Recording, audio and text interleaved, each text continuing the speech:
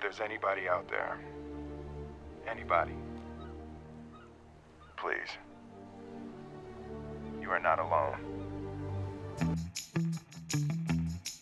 원인을 알 수 없는 바이러스에 인류는 멸망하고 로버트 네빌과 유일한 동료 샘만 생존하면서 어딘가 살아있을지 모를 인류를 위해 최후의 전쟁을 시작하는 SF 스릴러.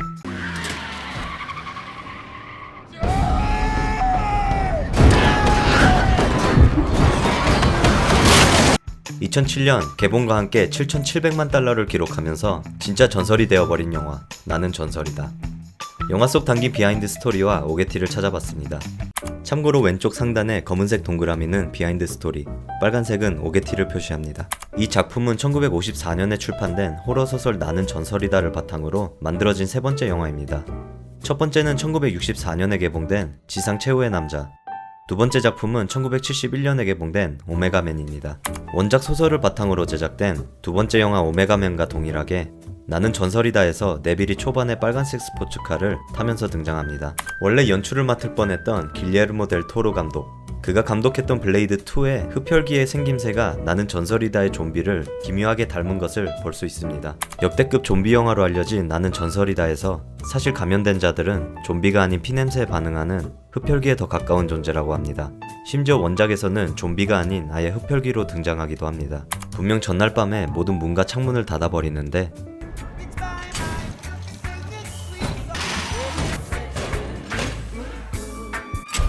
다음날 아침에 누가 문을 열었는지 따뜻한 햇살이 네빌을 반깁니다. 개봉 당시 영화를 본 사람들 사이에서 길거리에 서 있던 마네킹 프레드가 머리를 정말 움직였는지를 두고 인터넷에서 화제가 되었는데요.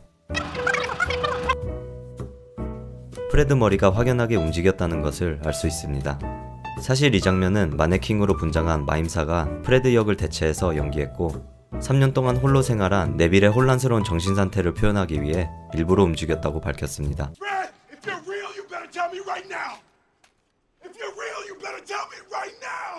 마임사로 대체한 마네킹은 프레드뿐만이 아니었습니다. 네빌의 애견이자 유일한 친구, 그리고 가족이었던 샘의 역의 애비가 너무 좋았던 윌 스미스는 촬영을 마무리한 후 입양까지 원했지만 애비의 트레이너 스티브가 거절하면서 무산되었습니다. 좀비들의 공격을 대비하기 위해 모든 창문을 닫는 네빌. 장면들의 이어짐에 따라 네빌의 셔츠가 흰 긴팔 셔츠에서 회색 반팔 셔츠로 바뀝니다. 농구선수 샤킬 오닐은 2011년에 은퇴했습니다.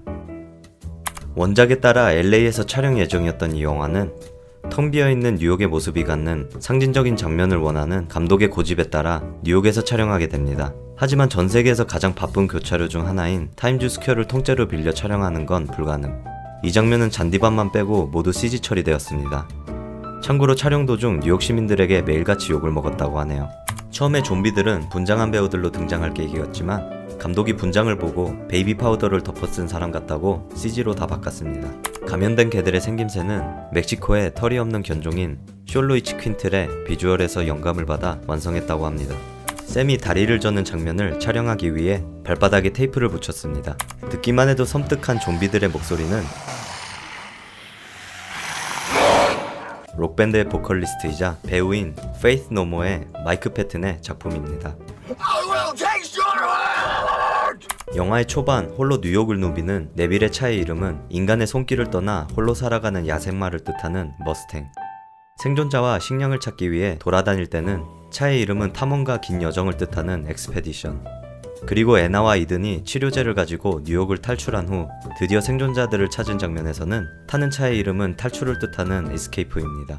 우연일까요? 가끔 통안에든 액체를 뿌리는 네빌. 냄새에 민감한 좀비들이 네빌의 집에서 알아차릴 수 없도록 식초를 뿌리는 거라고 합니다. 산책을 나갔다가 감염된 개들에게 공격당해 죽을 뻔한 네빌. 네빌과 샘이 나가기 전 개조심 포스터를 볼 수 있습니다. 윌 스미스는 개봉 전 영화 홍보를 위해 전 세계를 돌아다니던 중 일본에서 실수로 영화 결말을 말해버렸다고 하는데요. 그 당시 있었던 기자들에게 개봉 전까지는 비밀로 해달라고 정중히 부탁했다고 합니다. 중국이었으면 코로나 바이러스처럼 나는 전설이다에 이어 두 번째 영화가 나온다는 소문이 있었지만 캐스팅 등 어려움이 많아 결국 취소되고 리부트로 재탄생합니다. 각본에 적혀있는 제목은 세상 끝의 정원이며 공식적인 영화 제목은 아직 밝혀지지 않은 상태입니다. 명작 하나 또 망치. 슈렉 장면은 윌 스미스가 드림웍스에 직접 연락해서 허락을 받았다고 합니다. I like Shrek. 네빌의 말에 의하면 마지막 피신 장소가 아크릴판 뒤편입니다. Keep behind the plexi. 하지만 대장 좀비가 이 판을 부수는 장면에서는 유리 깨지는 소리가 납니다. 영화 초반에 잠시 등장하는 네빌의 딸은 실제 윌 스미스의 딸입니다.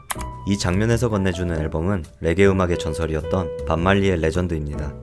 이 음반은 밥 말리가 죽은 지 3년째 되던 해에 발매되었고 전 세계적으로 1200만 장 이상이 팔리면서 가장 많이 팔린 레게 음악 음반입니다. 인류가 멸망하고 3년 동안 모순까지 내놓으면서 개발한 네빌의 치료제가 전 세계를 구하게 되는 것과 연관이 있어 보입니다. 영화의 장면 중 브루클린 다리 폭파씬은 무려 50억 원의 제작 비용이 들었습니다. 정부기관 14곳, 제작진 250명, 엑스트라 배우 1000명, 방위군 160명이 힘을 합쳐 제작한 이 장면은 촬영에 6일이 걸렸습니다. 박스 오피스 통계로 본 나는 전설이다의 개봉 첫 주 매출은 770억으로 당시 매출 신기록을 세웠습니다.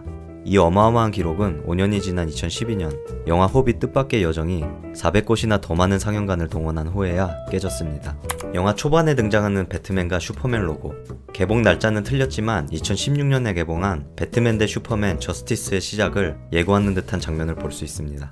홀로 남은 외로움과 공포를 더욱 리얼하게 표현하기 위해서 윌 스미스는 교도소의 장기 수감자들과 대화를 나누고 그들의 행동을 관찰하며 역할을 준비했습니다.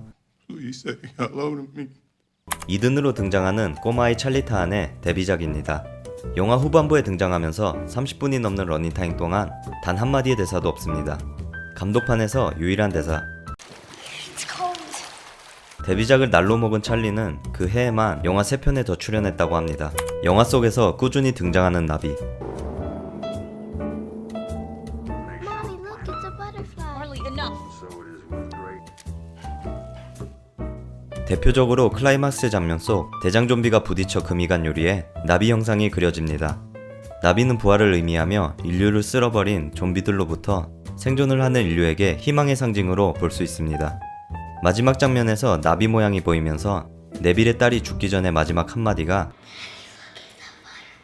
네빌의 머릿속에 그 말이 스쳐 지나가면서 결국 본인을 희생하는 이유가 됐습니다. 창문에 부딪힌 좀비의 핏자국이 내리는 장면에서 보이지 않습니다. 원작 소설 속에서 제목 나는 전설이다에 소름 끼치는 반전이 있습니다.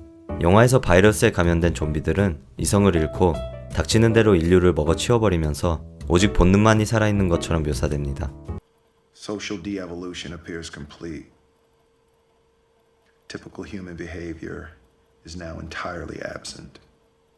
스토리가 진행되면서 문득 그들의 내면에도 인간성이 살아있을지도 모른다는 의문을 들게 만들고 마지막에 생포된 여성 감염자를 구하기 위해 네빌의 집을 습격한 대장 좀비와 그를 따르는 수백 마리의 좀비 무리는 그들에게도 여전히 인간성이 남아있음을 보여줍니다. 즉 좀비들에게도 사회성과 인간성이 살아있다는 것을 생각하면 그들을 납치하고 살해하며 인체 실험 대상으로까지 이용하는 괴물은 바로 네빌이었던 것입니다. 인간의 시점에서는 인류를 구하기 위한 네빌의 행동이 전설로 남을 영웅처럼 보일 수 있지만 감염자들의 시점에서는 네빌의 이름만 들어도 그들을 공포에 떨게 만드는 전설적인 괴물로 남아있다는 점에서 나는 전설이다라는 제목에는 두 가지 의미가 담겨있다고 볼 수 있습니다. 원작 소설 대사에서 네빌은 알고 봤더니 내가 신화 속 괴물이었다. 나는 전설이다. 라는 말을 던지면서 감염자들에게 처형을 당합니다. 극장에서는 공개되지 않은 또 다른 엔딩이 있습니다. 이 결말은 감독판으로 따로 출시되었는데 두 결말의 차이를 분석해 보겠습니다. 극장판에서 네빌은 그들이 멈추지 않을 거라는 대사와 함께 They're not gonna stop. They're not gonna stop. 마치 이성을 잃은 괴물로만 취급을 하면서 결국 수류탄을 들고 좀비에게 달려들어 자신을 희생하는 동시에 인류를 구하는 영웅의 모습으로 끝이 나지만 감독판에서는 대장 좀비가 실험용으로 납치한 여성 좀비를 구출하기 위해 왔다는 것을 알아차린 네빌이 그들에게도 아직 이성이 있다는 것을 깨닫고는 그녀를 풀어주며 좀비들은 다시 돌아가는 장면이 나옵니다. 그리고 그들에게 아직 이성이 있다는 것을 깨달은 네빌의 한마디. I'm sorry. 모두가 살아서 백신을 들고 뉴욕을 탈출하는 해피엔딩으로 결말이 납니다. 소설과는 다르게 비록 네빌은 살았지만 원작에서 말하고자 하는 내용 전달은 감독판 결말이 더 가까운 것 같습니다. 개봉 시 달성한 매출 기록이 5년이나 유지되었을 정도로 많은 팬들의 사랑을 받았던 영화 나는 전설이다. 좀비라는 주제가 자칫 잘못하면 식상할 수 있었지만 윌 스미스의 연기력과 탄탄한 스토리 전개로 좋은 작품이 탄생했습니다. 전설적인 영화 속 숨은 의미들과 오게티를 찾아본 영상. 재밌게 보셨다면 구독과 좋아요 부탁드리고 빠진 디테일이 있다면 댓글로 남겨주세요.